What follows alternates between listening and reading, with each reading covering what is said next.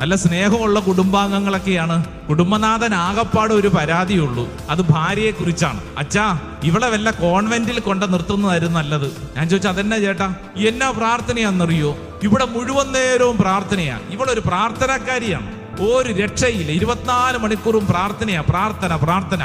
എപ്പോഴും ആരൊക്കെ വീട്ടിൽ വരുമ്പോ, പ്രത്യേകിച്ച് അച്ഛന്മാരും കന്യാസ്ത്രീമാരൊക്കെ വരുമ്പോഴത്തേക്ക് ഈ ചേട്ടന്റെ മെയിൻ പരിപാടി ഭാര്യയെ കളിയാക്കുക എന്നുള്ളതാണ്. ഓ, ഇവളുടെ ഒരു പ്രാർത്ഥന.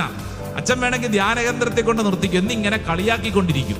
കൊറോണയൊക്കെ കഴിഞ്ഞ് സാമ്പത്തികമായ ചില ബുദ്ധിമുട്ടുകളും തകർച്ചകളൊക്കെ വന്ന് ആ കുടുംബത്തിൽ കഴിഞ്ഞിടയ്ക്ക് ചെന്നപ്പോ കുടുംബനാഥൻ എന്നോട് ഇങ്ങനെ പറഞ്ഞു, അച്ഛാ, സത്യം പറയാലോ, ഇവളുടെ പ്രാർത്ഥന കൊണ്ടാണ് ഈ കുടുംബം ഇപ്പൊ പിടിച്ചു നിൽക്കുന്നത്.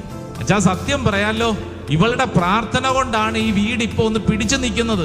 ഇതേ മനുഷ്യൻ തന്നെ ഇത്രയും നാളും കളിയാക്കിക്കൊണ്ടിരുന്നതാണ്, കുറ്റം പറഞ്ഞുകൊണ്ടിരുന്നതാണ്.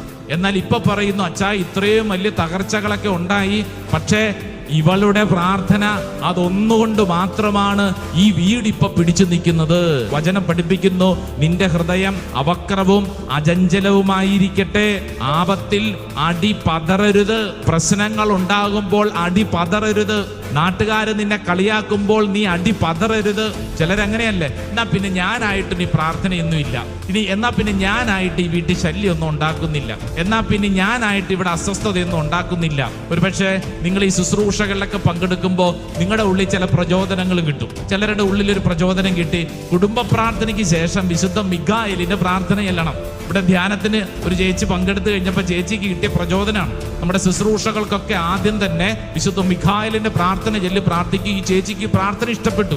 ചേച്ചി വീട്ടിൽ ചെന്നിട്ട് കുടുംബ പ്രാർത്ഥനയ്ക്ക് ശേഷം ഈ പ്രാർത്ഥന എടുത്ത് ചെല്ലാൻ തുടങ്ങിയപ്പോ വീട്ടിലുള്ള സകലരും കൂടെ എതിർത്തു.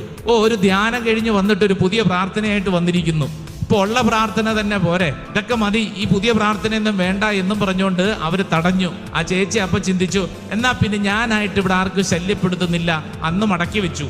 ഈ ചേച്ചി ഇന്ന് കഴിഞ്ഞ ദിവസങ്ങൾ ഇവിടെ വന്ന് പറഞ്ഞത് ഇങ്ങനെയാണ്, അച്ഛാ, വിശുദ്ധ മിഖായേലിന് പ്രാർത്ഥന ചെല്ലാൻ പറ്റിയിട്ടില്ല. പിന്നെ ഞാൻ ചോദിച്ചു, അതെന്നതാ? വീട്ടുകാർക്കൊന്നും ഇഷ്ടമല്ല, ഞാൻ വേണ്ടാന്ന് വെച്ചു. നാട്ടുകാരും വീട്ടുകാരും നിന്റെ പ്രിയപ്പെട്ടവരെന്ന് കരുതുന്നവർ പോലും ആത്മീയമായിട്ട് വളരാൻ ആഗ്രഹിക്കുമ്പോ, പ്രാർത്ഥനയിൽ നീ വളരാൻ ആഗ്രഹിക്കുമ്പോൾ നിന്നെ പുറകോട്ട് വലിക്കും, കൈയടിച്ച് പ്രോത്സാഹിപ്പിക്കുമെന്ന് വിചാരിക്കണ്ട. അതുകൊണ്ടാ വചനം പഠിപ്പിക്കുന്നത്, നീ അടി പതറരുത്. നീ നിൽക്കുന്ന നിന്റെ ആത്മീയ മേഖലയിൽ നീ പുറകോട്ട് പോകരുത്, മുൻപോട്ട് പോണം.